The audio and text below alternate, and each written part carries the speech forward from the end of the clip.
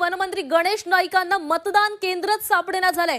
पहिला सेंट मेरी शाळा इथे त्यांचं मतदान केंद्र आलेलं होतं। ते मतदानात इथे नसल्यानं त्यांना तिथून ते दुसऱ्या ठिकाणी गेले। तिथून मनपा सीबीएसई शाळेमध्ये ते आले असता तिथून पुन्हा त्यांना सेंट मेरी शाळेतच मतदान असल्याचं सांगण्यात आलंय।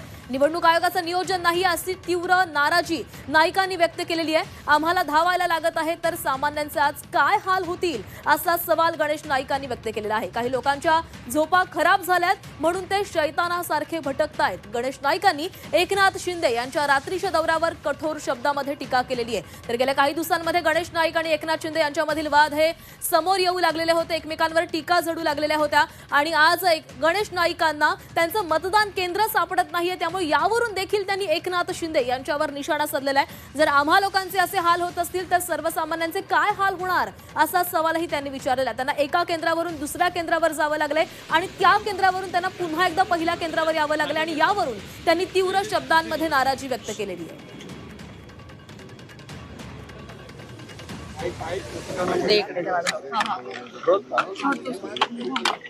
अरे एक कोणते जो कंप्लेन करते हैं कि पानी नहीं आ रहा, इलेक्ट्रिसिटी नहीं आ रहा, रोड ठीक नहीं है, कचरा है, ये है वो।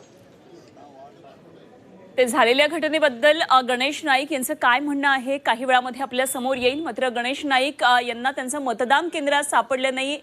2 मतदान केंद्रांवर त्यांना फिरावं लागलं आणि मतदानाचा हक्क बजावण्यासाठी त्यांना उशीर झाला। त्यावर त्यांनी तीव्र शब्दांमध्ये नाराजी व्यक्त केली।